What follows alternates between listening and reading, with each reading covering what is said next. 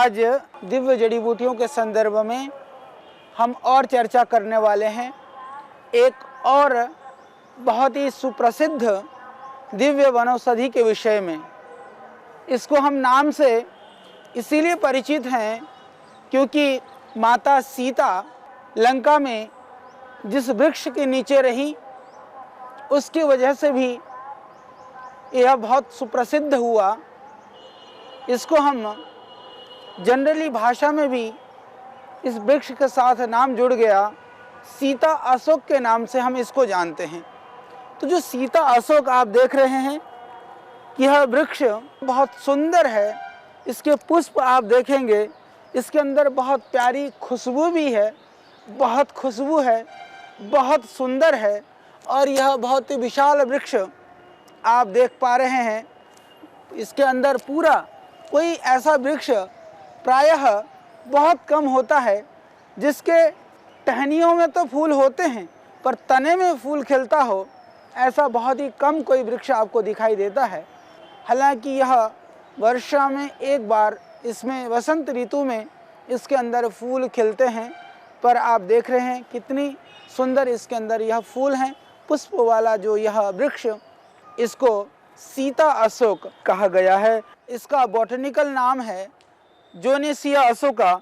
इसको मधुपुष्प कहा गया, दूसरा इसको अपशोक कहा गया। और विशेष करके जो पौधा लोग प्रयोग करते हैं अशोक के नाम पर आयुर्वेद में, जड़ी बूटी में, वो जो सराका इंडिका कि लोग कहते हैं घरों में अशोक का पेड़ लगा रखा है। सराका इंडिका का पेड़ जो सीधा सीधा सा लंबा जाता है और लंबी लंबी पतली उसकी पत्तियां होती हैं, वो असली अशोक नहीं है। असली अशोक तो यही जो मैंने आपको बताया कि यह जो है जोनेसिया अशोका, यह असली अशोक है। इसको हम भारतीय समाज, भारतीय संस्कृति सीता अशोक के नाम से भी इसको जानता है। तो माँ जानकी लंका में रावण के वाटिका में, कहते अशोक वाटिका में ले जा कर के रखा था। अशोक वाटिका का अर्थ यही है कि वहाँ अशोक सहित तमाम वह वृक्ष उस वाटिका में थे जहाँ माता सीता को रखा गया। तो इसीलिए यह प्रसिद्ध पौधा और भी प्रसिद्ध हुआ।